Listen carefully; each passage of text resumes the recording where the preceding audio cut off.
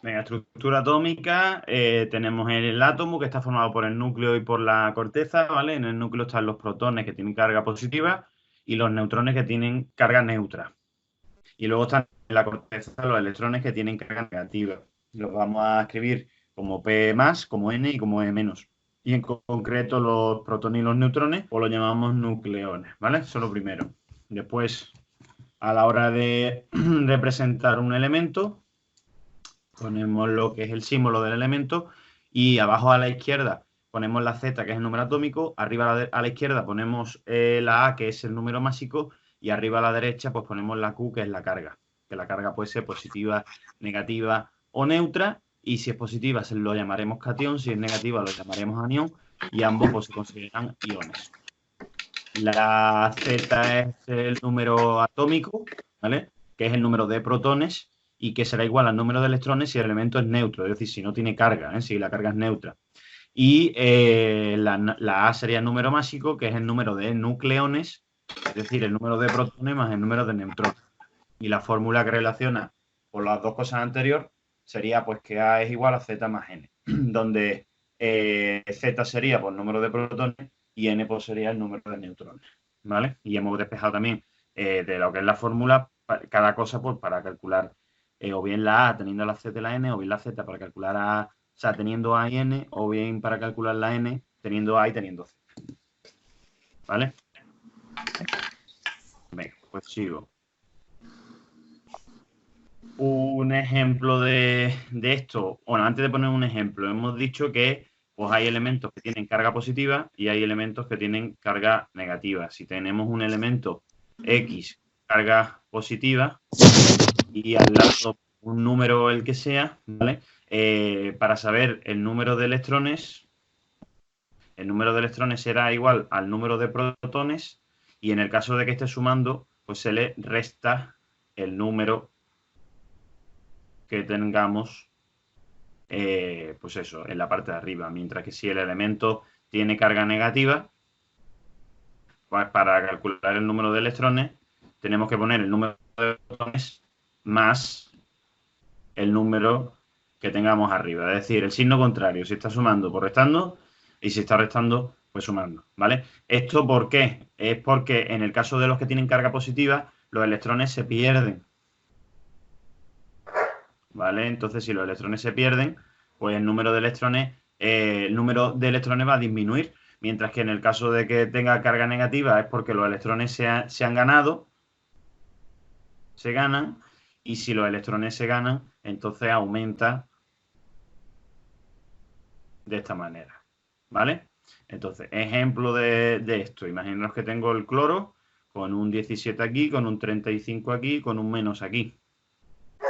Y me pide el ejercicio pues que diga pues, cuántos electrones tengo, cuántos protones tengo, cuántos neutrones tengo y cuánto vale la Z y cuánto vale la A, ¿vale? Entonces, directamente la Z y la A las tenemos aquí, son 17 y 35. ¿Vale? Esos serían los valores de la Z y de la A, independientemente de que tenga carga o de que no tenga carga, ¿vale? El número de protones siempre es igual al número Z, es decir, a 17, independientemente también de la carga. Ahora, el número de electrones no. El número de electrones, acabamos de decir que el número de electrones, dependiendo del signo que tengamos arriba, pues se suma o se resta. En el caso de que el signo sea negativo, pues se suma. Entonces, ¿qué tengo que sumar? Si arriba tengo un menos, pues tengo que sumarle 1, es decir, 17, que sería el número de protones, más 1, pues me saldría 18. Este elemento tiene un electrón más que protones, ¿vale? Por eso queda cargado negativamente. Y luego los neutrones, hemos dicho antes que lo podemos calcular restando a menos z. Pues si restamos a menos z, es decir, 35 menos 17, pues me quedaría 18, ¿vale? Y ya tendríamos hecho el ejercicio. Así que esto de aquí sería un ejemplo, ¿vale? De lo que acabo de poner, que por cierto, pues estos son los iones. ¿Vale? Los iones pueden tener carga positiva, pueden tener carga negativa. Antes ya lo hemos llamado cationes y aniones. Y en cada uno de los casos, pues como habéis visto, lo único, digamos, que se calcula pensando o razonando es el número de electrones, con lo cual el resto se hace normal y corriente. Son los electrones los que tendríamos que tener en cuenta, por lo que acabo de decir aquí, ¿no? Venga, pues esto sería la primera parte. Más cosas de esta parte. Isótopos.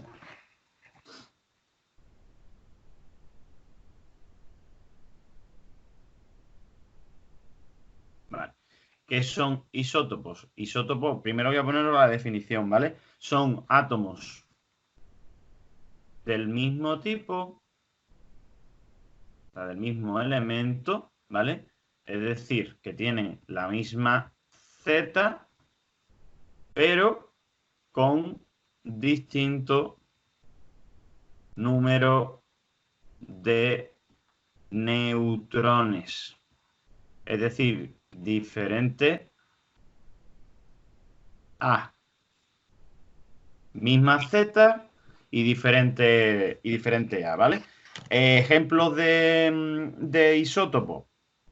Imaginaros, por ejemplo, en el caso del carbono, pues hay carbono con 12, ¿vale? Hay carbono con 14 y hay carbono con 16. Este 12, este 14 y este 16, o el carbono 12, carbono 14, carbono 16, no hace referencia a la Z, hace referencia a la A, con lo cual no debería estar escrito debajo, aunque muchas veces os lo encontré debajo, no debería estar escrito debajo, debería estar escrito arriba. ¿Vale? Entonces, esto debería ser arriba el 12, arriba el 14 y arriba el 16. ¿Vale? Sin embargo, todos pues tendrían que tener la misma, lo que sería la misma, el mismo número atómico, la misma Z, que sería en el caso del carbono, pues 6. ¿Vale? Entonces, esto es un átomo de carbono, esto también es un átomo de carbono y esto también es un átomo de carbono. ¿Vale? Los tres son átomos de carbono, es decir, los tres son el mismo elemento, por eso tienen la misma Z. La Z vale 6, aquí la Z vale 6 y aquí la Z vale 6.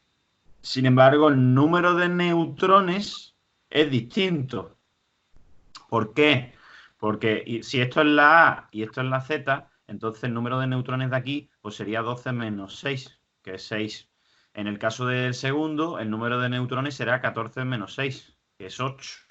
Y en el caso del tercero, el número de neutrones sería 16 menos 6, que es 10. Entonces, fijaros que el número de neutrones en cada uno de ellos pues es distinto. La cosa es que si esto fuese un átomo, ¿vale? Voy a pintarlo de esta manera. Si esto fuese un átomo y este fuese el núcleo del átomo, pues en el caso del primero, aparte de los 6 protones que tendríamos que tener, 1, 2, 3, 4, 5 y 6 protones, dentro, en el caso del primero, tendríamos que tener 6 neutrones, sin embargo, en el segundo tendríamos que tener 8 y en el tercero tendríamos que tener 10. ¿Eso qué significa? Pues que el primero tiene, o sea, mejor dicho, el último tiene, voy a ponerlo como carbono 16, va a pesar más que el carbono 14 y este va a pesar más que el carbono 12. ¿Vale? O sea, físicamente son distintos. ¿Por qué son distintos? Pues porque el tercero tiene más elementos que el primero. El primero, o sea, el tercero tiene más partículas que el primero o que el segundo, ¿vale?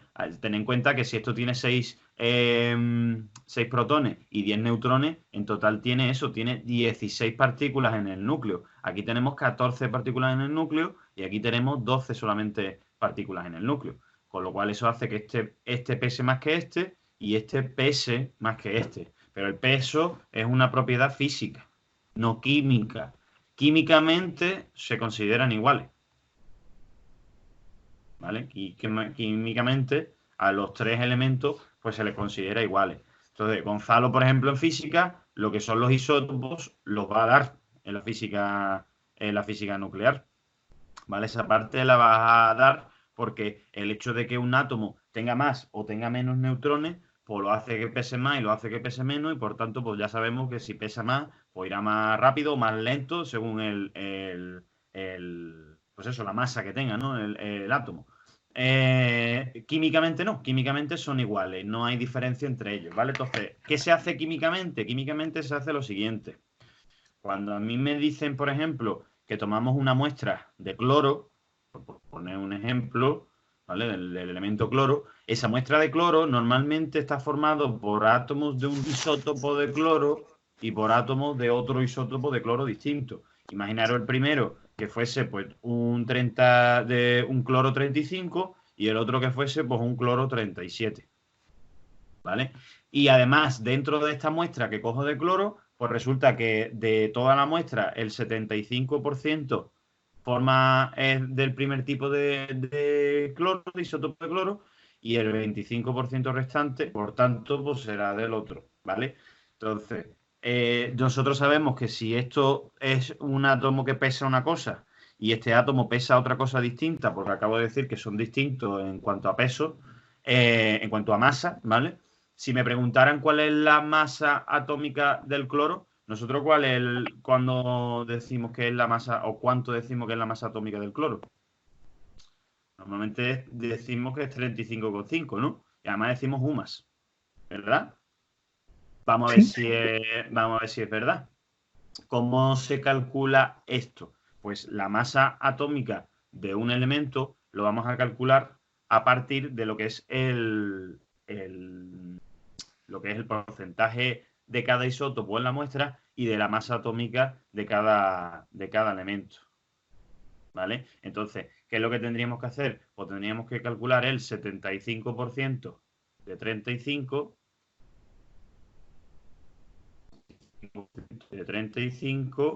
más el 25% de 37.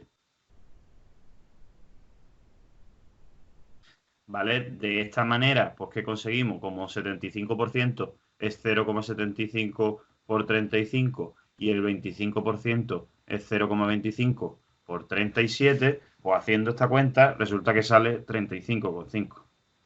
Y esa sería la masa atómica del cloro. ¿Vale? Entonces, el tema de las masas atómicas, cuando nosotros decimos, por ejemplo, que el oxígeno, su masa atómica es 16, realmente lo que estamos diciendo es que la masa promedio, ¿vale? Esto se le llama masa promedio. Es decir, es como si hiciésemos una media de los distintos pesos que presentan sus isótopos, ¿vale? Entonces, pues, si quisierais poner una fórmula a esto, por tenerla, digamos, como fórmula de alguna manera, pues si tengo una muestra y en la muestra hay, por ejemplo, 3 isótopos distintos y a este lo llamo a este lo llamo B y a este lo llamo C, y aquí hay un tanto por ciento, voy a llamarlo X1, aquí hay un tanto por ciento X2 y este voy a llamarlo X3%, y cada uno va a tener un peso, voy a llamarlo A, B y C por diferenciarlo, pues la masa atómica de este elemento tiene que ser el tanto por ciento del primero por su peso primero, más el tanto por ciento del segundo por su peso segundo, más el tanto por ciento del tercero por su peso tercero. Y así, por cierto, pues se podría continuar según los isótopos que tuviese el propio elemento. ¿Vale? Entonces esto. Sí. Vale. Por cierto, hemos pesado lo que era la masa atómica en UMAS. ¿Qué es eso de los UMAS? Bueno, antes de nada, antes de meternos en los UMAS, unos isótopos que deberíais conocer son los del hidrógeno. Isótopos del hidrógeno, ¿vale? El hidrógeno tiene un isótopo que es 1,1, tiene un isótopo que es 1,2 y tiene un isótopo que es 1,3. Al primero se le llama protio.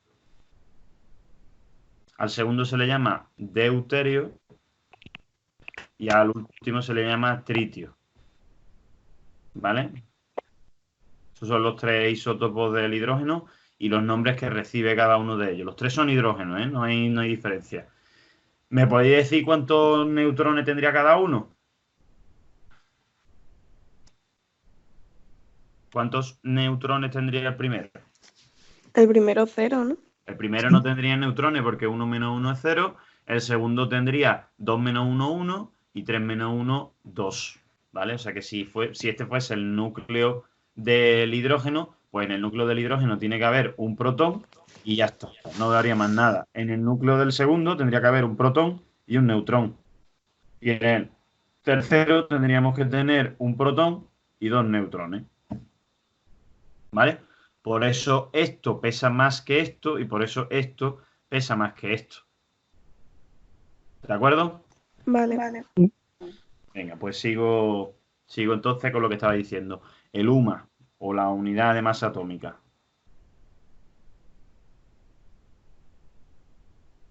¿Vale? ¿Qué es esto de la unidad de masa, de masa atómica? Un UMA, ¿vale? Lo que tenéis que saber es que hace referencia a la 12ª parte de un átomo de carbono. Y además de carbono, 12.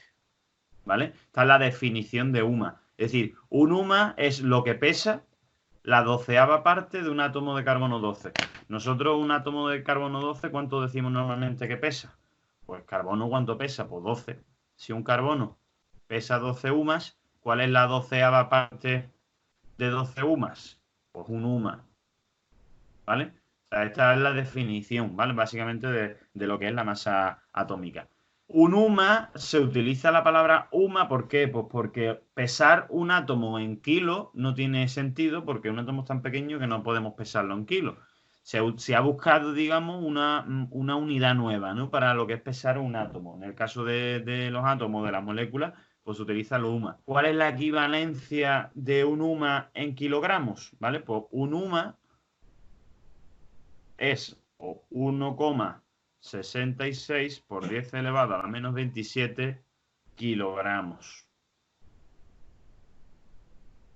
¿Vale? Esta sería la equivalencia en masa de lo que es el peso de un UMA, que si veis como es 10 elevado a la menos 27, pues es muy pequeñito, ¿vale? Es un peso muy pequeño, ¿vale? ¿Me podríais decir a qué equivale este peso?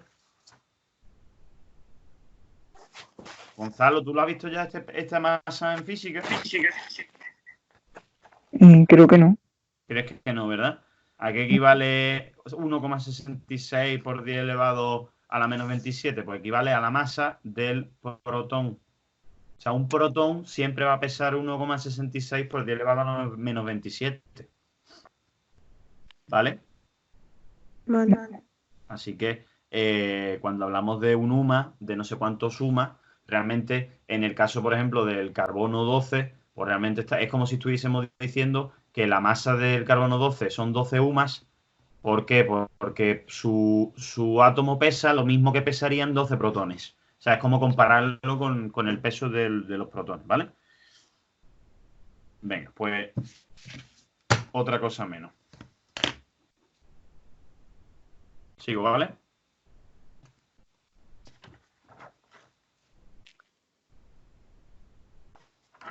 Venga, estructura, configuración electrónica. Va a ser lo siguiente.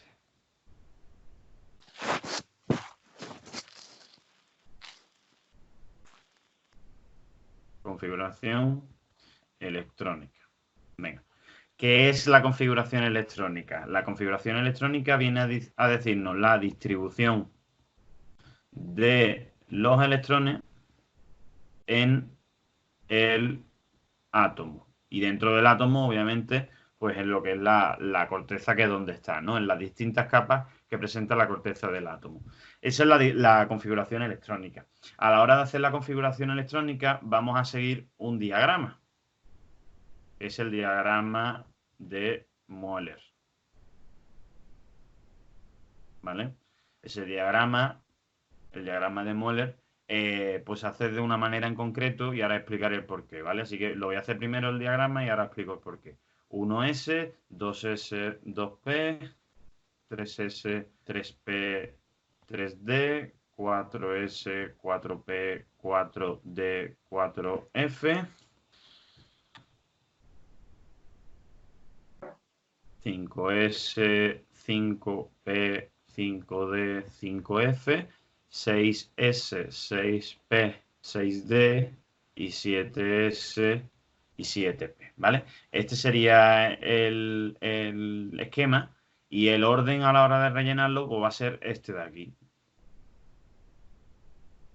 ¿vale? Sería así, así, así y así, ¿vale? Este es el orden de llenado de lo que sería pues un átomo, ¿vale? Entonces, lo que tenéis que saber para rellenar esto es que son 7, o sea, es desde el 1 hasta el 7, porque los átomos tienen hasta 7 periodos o capas,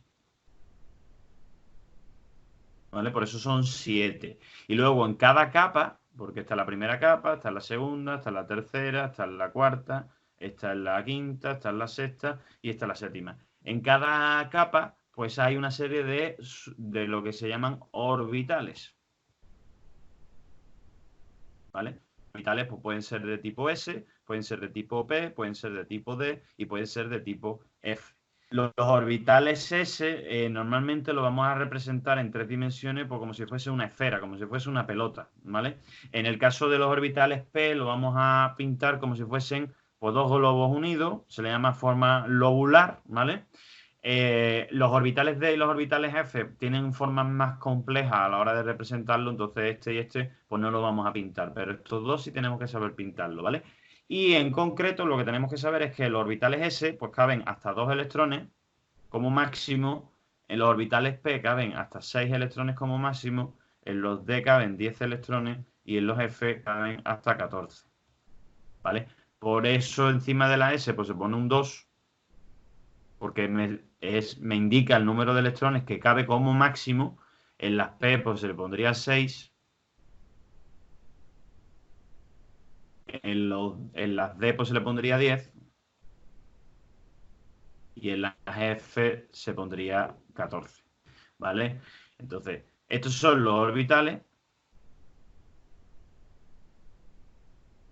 Y este sería pues el esquema, digamos, el diagrama de Moller que vamos a seguir para rellenar lo que es las capas de los átomos en cuanto al número de electrones que tenga cada elemento, ¿vale? Entonces, vamos a hacer un ejemplo de configuración electrónica. Voy a intentar que se vea y hacerlo aquí abajo.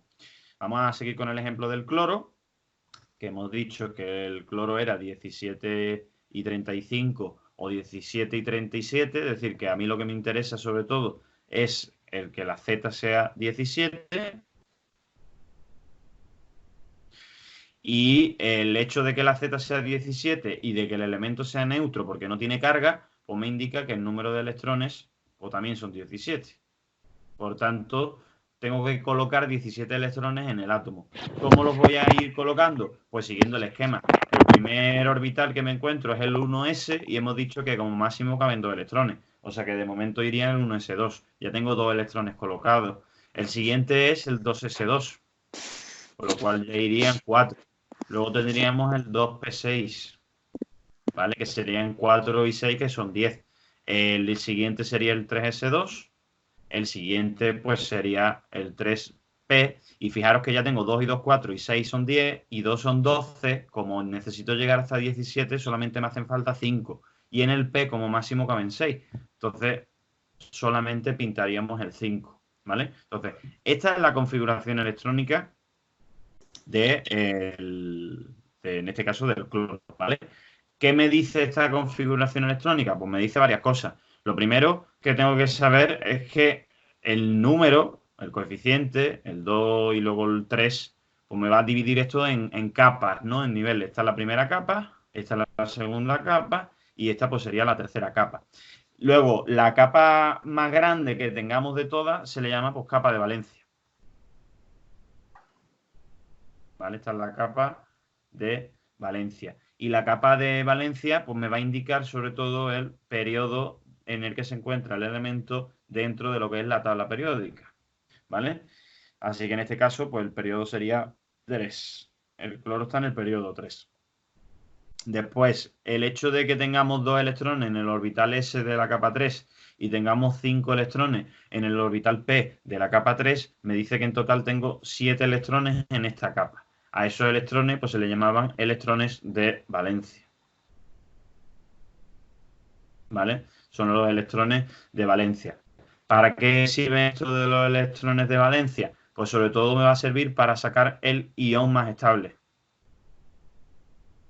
¿Qué es un ion estable? Pues un ion en el que el elemento está, digamos, completa su última capa. En este caso, como la capa es la tercera y tiene 7 electrones y para que estuviese llena tendría que tener 8, pues este elemento tiende a ganar un electrón, porque de esa manera tendría 8 electrones. Con lo cual, si tiende a ganar un electrón, ¿en qué se transformaría este elemento? Pues se transformaría en un anión, y en concreto ese anión pues sería el cloro menos. ¿Vale? Ese menos me indica pues, que tiende a ganar un electrón. ¿Vale? Este sería su ion más estable, ¿vale? El ion más estable es este de aquí. Eso no quita que el cloro pudiese formar otros iones. Podría ganar 2 electrones, 3 electrones o incluso perderlo. Lo cual no es natural, me refiero a lo natural para el cloro es lo estable para el cloro es esto de aquí, ¿vale? Eso sería el ion más estable del cloro. Y eso es lo que me indica pues el número de electrones de valencia. Después, otra de las cosas que me indica también la configuración electrónica es que como el último electrón que hemos colocado ha sido en la tercera capa, en el orbital P, ¿vale? Y además hemos colocado 5 electrones, el grupo en el que se encuentra este elemento en la tabla periódica se miraría justamente en este último orbital que hemos rellenado. ¿Qué tengo que saber para ello? Pues tengo que saber que para adivinar el grupo, si acaba en S, o si acaba en P, o si acaba en D, o si acaba en F, en el caso de la S, el grupo directamente será el número que tengamos arriba. Aquí, que como la S puede ser o 1 o 2, pues estaríamos o en el grupo 1 o en el grupo 2.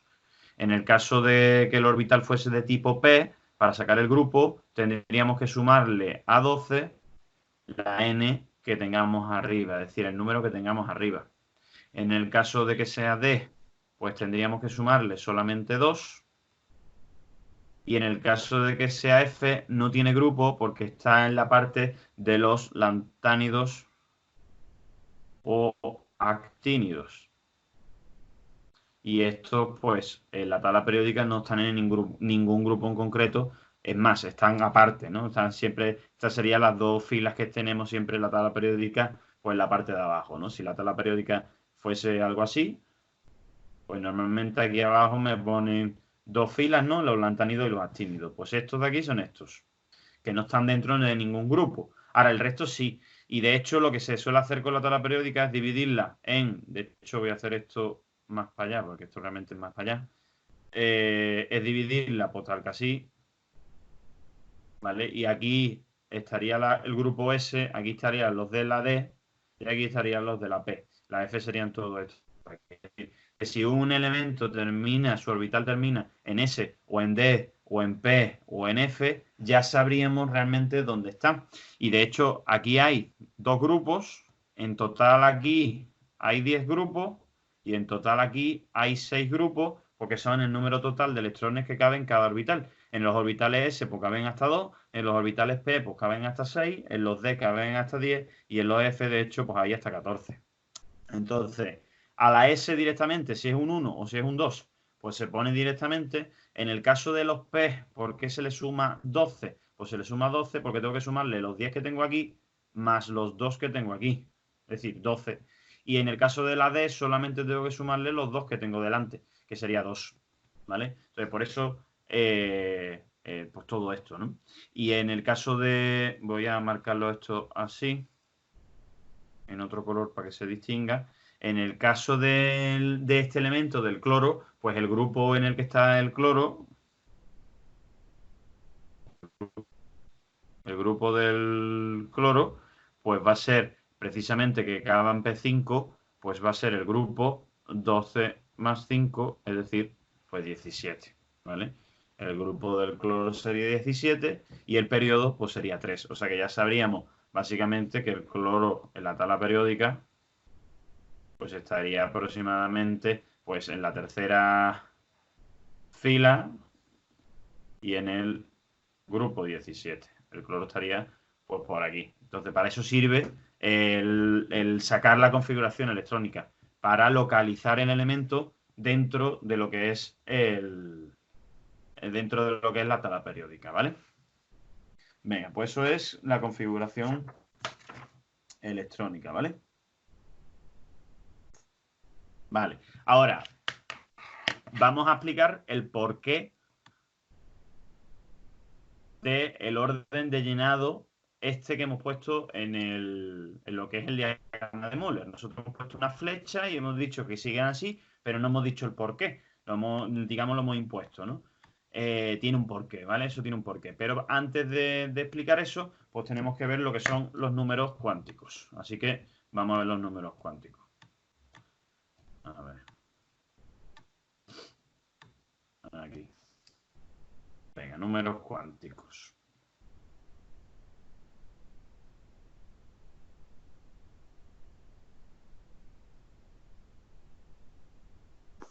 ¿Qué son los números cuánticos?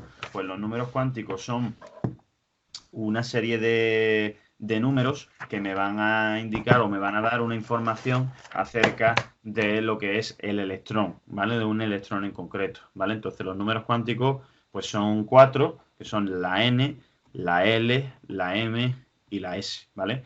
A la N lo vamos a llamar número cuántico principal. A la L, voy a ponerlo todos los nombres y luego lo explico uno a uno. La L sería el número cuántico secundario.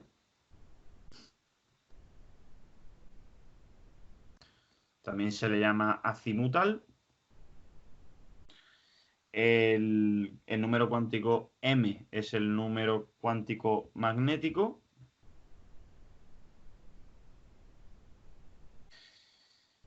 Y el S pues, sería el número cuántico spin. Vale. Y cada uno, pues, significa una cosa o me indica una cosa de lo que es un electrón en concreto, ¿vale? Entonces, vamos primero con la N, ¿vale? En el caso de la N, pues tenéis que saber que los valores que puede tomar, pues van desde el 1 en adelante. 1, 2, 3, así, ¿vale? ¿Qué me va a indicar realmente? Lo que me va a indicar es el periodo en el que se encuentra, pues, el electrón, ¿vale? El periodo o la capa en el que se encuentra el electrón, ¿vale? Luego tendríamos la L, que la L va a tomar valores desde menos, o sea, puede tomar valores desde el 0, 1, 2, así, hasta n menos 1. Es decir, si la n valiese 3, pues hasta el 2. Si la n valiera 2, pues hasta el 1, ¿vale?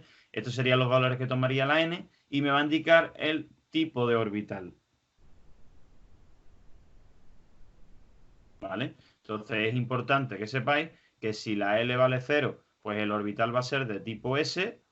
Si la L vale 1, pues el orbital va a ser de tipo P. Si la L vale 2, el orbital va a ser de tipo D. Y si la L vale 3, el orbital sería de tipo F. ¿Vale? Cuando hablamos del orbital, nosotros, por lo menos yo, lo voy a representar de esta manera. Cuando hablemos de un orbital S, pues lo voy a representar como si fuese una casilla. Si fuese P, lo vamos a representar como 3 casillas. En el caso de la D, que son 5,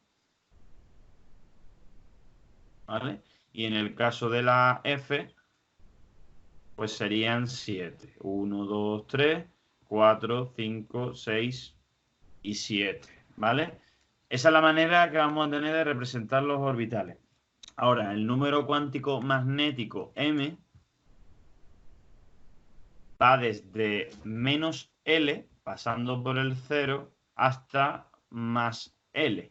Es decir, que si la L fuese 2, pues tendríamos que ir desde el menos 2 hasta el 2, es decir, menos 2, menos 1, 0, 1, 2. Si la m valiese, por ejemplo, 3, pues iríamos desde el menos 3 hasta el 3. Es decir, menos 3, menos 2, menos 1, 0, 1, 2 y 3. ¿Vale? Entonces, el tema de la m, a mí me gusta sacarlo directamente de lo que he puesto aquí, de las casillas. Y el truco está en poner un 0 justo en el de en medio, en la casilla de en medio. Aquí sería esta, aquí sería en esta y aquí sería en esta. Con lo cual, todo lo que está a la derecha del 0, pues empezamos a contar en positivo. Aquí sería 1, aquí sería 1 y 2, aquí sería 1, 2 y 3. Y para la izquierda, pues en negativo. Menos 1, menos 1 y menos 2, menos 1, menos 2 y menos 3. ¿Vale?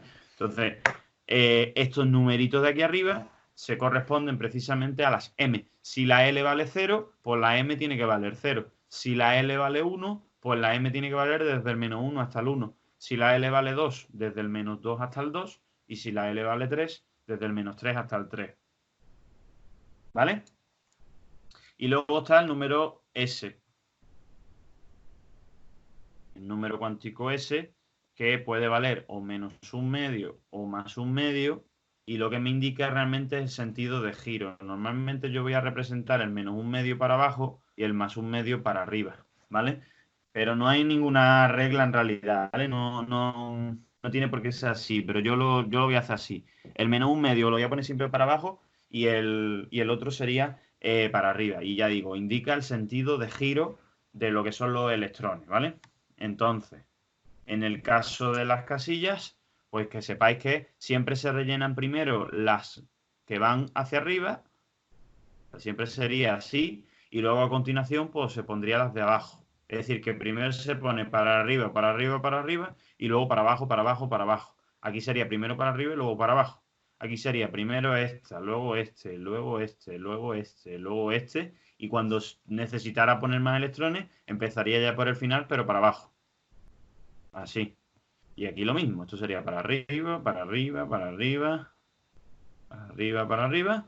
Y este, pues para abajo, para abajo, para abajo, para abajo. Así, así y así. ¿Vale? Esto que acabo de hacer de ir poniendo los electrones primero en los que van todos para arriba y después los que van todos para abajo, ¿vale? Se llama la regla de Hund.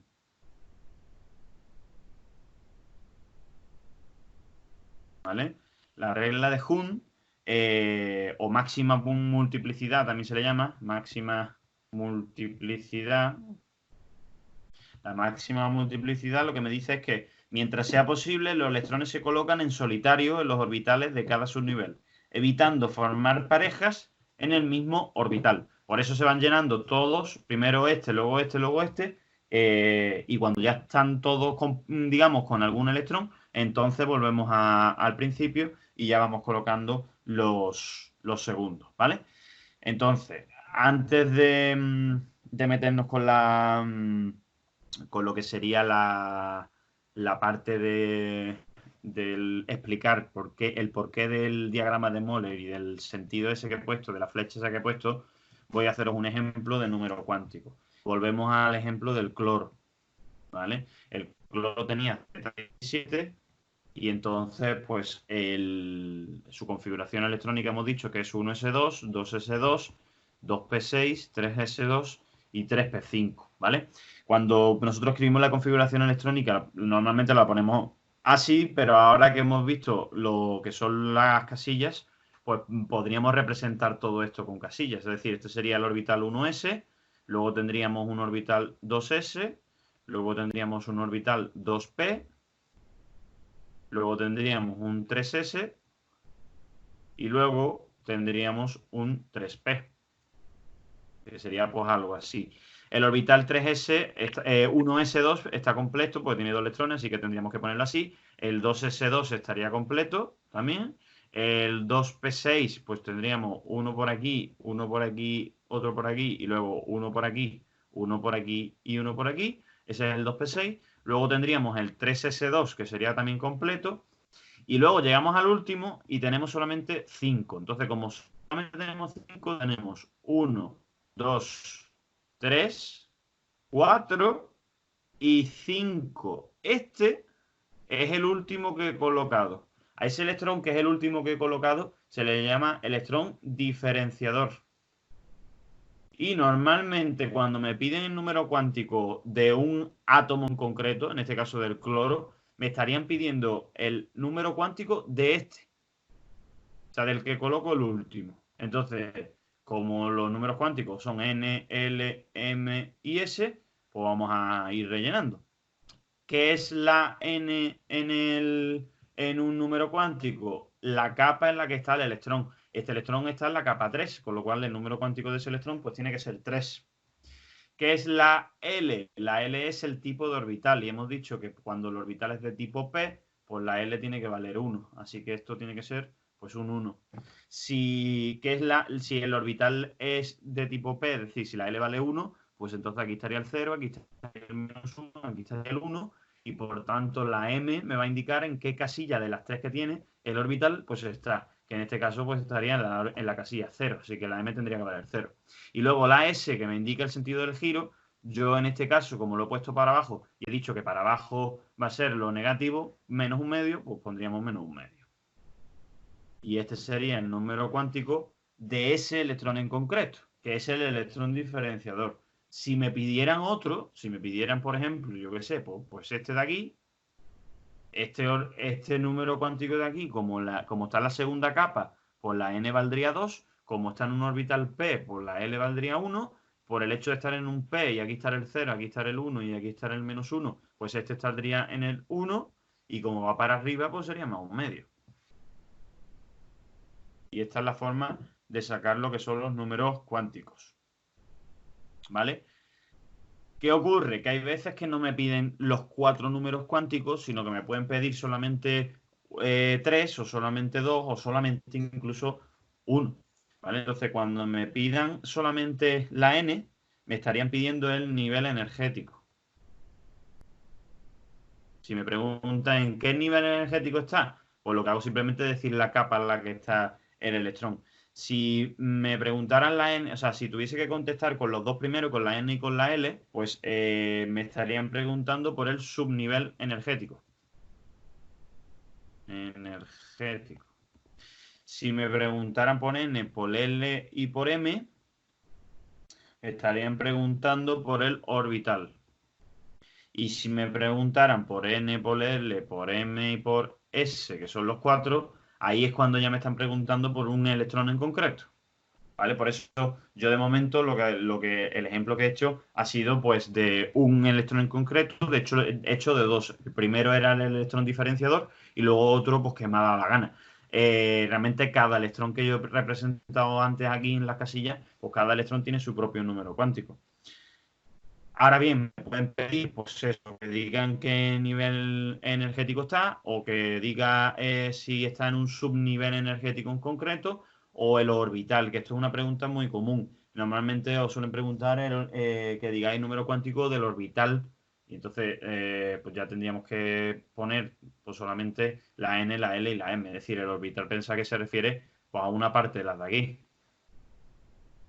Se referiría a una casilla ya completa, o bien a esta o bien a esta. ¿Por qué? Porque al no tener la S incluye las dos opciones, el menú un medio y el más un medio.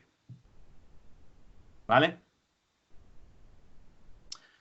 Hay otra cosa de teoría también que tendríais que saber de esto, que es el principio de exclusión de Pauli. ¿Vale? Que básicamente lo que dice es que dos átomos distintos pues tienen que tener distintos números cuánticos. O sea, no puede ser que dos átomos que sean distintos tengan los mismos números cuánticos, ¿vale? No podría ser, ¿vale? O sea, dos átomos distintos me refiero, cuando digo dos átomos distintos, me refiero a dos electrones dentro del átomo distintos, ¿eh? Son dos electrones, perdón.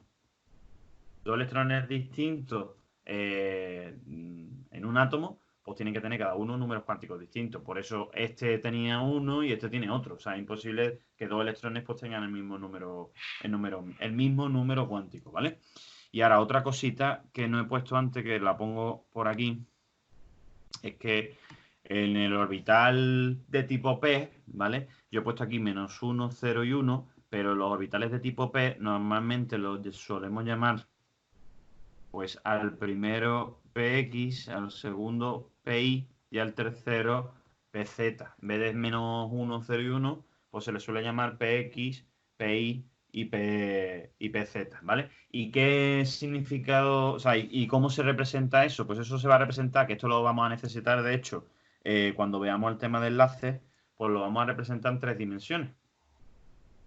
¿Vale? Entonces, imaginaros que este es el eje X, que este es el eje Y y que este es el eje Z. Como los orbitales P se pintan, hemos dicho, como dos globos unidos, pues aquí tendríamos uno por esta parte, luego tendríamos otro por aquí y luego tendríamos otro por aquí.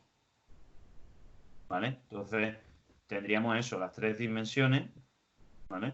Que serían, pues esa de aquí. Entonces, esta sería el eje Y en principio, este sería el eje X y este sería el eje Z. Y los electrones, pues se supone que están girando por esos orbitales o dando vueltas y cada uno pues tiene un sentido de giro. Es decir, sería o más un medio o menos un medio la S, ¿no? El número cuántico S de, de ello. Vale, bueno, pues ahora, y así llegamos a la parte esa que quería explicaros, que era el porqué de esto. O sea, el porqué del orden este en el esquema del diagrama de Moll. O sea, ¿por qué este sentido, esta flecha, ¿no? Estas flechas de aquí, ¿por qué van en ese sentido? Pues mirad, voy a... Aquí. Mirad, hay una regla que se llama la regla de Madelung. ¿Vale? La regla de Madelung es la regla que hemos seguido realmente para hacer el esquema este del diagrama de Moeller, ¿vale? Y básicamente para lo que sirve es para ordenar energéticamente los orbitales. ¿Vale? Entonces, ¿cómo se ordena energéticamente los orbitales? Se supone que para comparar dos orbitales, la regla de Madelung dice que para saber cuáles orbitales tienen menor energía, ¿vale? Tendrán menor energía, se suman los dos primeros números cuánticos, n y L, y se aplica la siguiente regla, ¿vale? Dice, primero se dice que tiene menos energía el que tenga n más L más bajo, ¿vale? Y en caso de igualdad, en caso de igualdad, pues será más bajo el que la n sea más pequeña. El de menor n será el de menor energía. ¿Vale? Entonces, esto es lo que tendríamos que tener en cuenta, ¿vale? Entonces, voy a hacer lo siguiente, y es que voy a copiar de nuevo el esquema para que veáis el orden, ¿no? 1S, 2S, 2P, 3S, 3P, 3D, 4S, 4P, 4D y 4F, 5S, 5P, 5D, 5F, 6S, 6P y 6D y 7S y 7P. Y hemos dicho que el orden es este de aquí, primero, este, luego esto y luego esto, ¿vale? No lo he dicho antes, pero lo digo ahora, esto está ordenado de menos energía a más energía. Y primero ponemos los orbitales de menos energía y después vamos poniendo por los de más energía, ¿vale? Entonces, ¿por qué, por ejemplo, el 1S es más pequeño que el 2S? Pues lo pongo por aquí. El 1S, la N vale 1 y la L vale 0, con lo cual suman 1. Y en el caso del orbital 2S, la N vale 2, la L vale 0, con lo cual pues suman 2. Es decir, que como esto es más chico que esto, pues este tiene menos energía que este. El siguiente es el 2P. El 2P. En el 2P la N vale 2 y la L pues vale 1. Así que en este caso pues sumarían 3, con lo cual no hay empate, sigue siendo este más grande que este. Por eso va después. Luego tendríamos el 3S. En el caso del 3S, fijaros lo que ocurre, que la n vale 3, que la L vale 0 y suman 3. Aquí hay empate, porque los dos me han salido el mismo resultado. Entonces, ¿quién es más chico de los dos? Este. ¿Por qué? Pues porque la n de este es más chica que la n de este. O sea, se compara la n en el caso de igualdad, ¿vale? Entonces, en los primeros, pues parece que no hay, o sea, no hay problema porque siempre sigue como el mismo orden, ¿no? 1S, 2S, 2P, 3S, 3P. Pero fijaros un detalle, y es que del 3P se pasa al 4S y del 4S se pasa al 3D. Es decir, que no se sigue el orden de primero los unos, luego los dos, luego los tres, luego los cuatro. No, el orden es distinto. En el 3P, por ejemplo, la n vale 3 y la P vale, o sea, y la L vale 1, con lo cual esto suma 4. Aquí, por ejemplo, pasa que la n vale 4 y que la S, o sea, que la L hace que esto valga 0, que también vale 4, con lo cual este tendría que ir antes que este, pero es que en el 3D resulta que la n vale 3, la L vale 2 porque el orbital es de tipo D y entonces esto suma 5. Entonces, el que esto sea más grande que esto, pues hace que el orbital 3D vaya después del 4S. ¿Vale? Aún teniendo la N más pequeña. ¿Vale? Entonces, ¿por qué se sigue ese orden? Se sigue ese orden porque es el orden de llenado de electrones en función de menor energía a mayor energía. Y ese orden de menor energía a mayor energía se estudia con la regla de Madelung, que lo que dice es que tenemos que sumar la n con la L y si esa suma sale más pequeña que otra, pues entonces se llena ese antes que el otro, y si son iguales, el que tenga la n más pequeña es el que se llena antes. ¿Vale? De ahí que pasen este tipo de cosas, que no vaya en orden, sino que del 3 paso al 4 y del 4 paso al 3. Pero es porque tiene más energía el 3D que el 4S.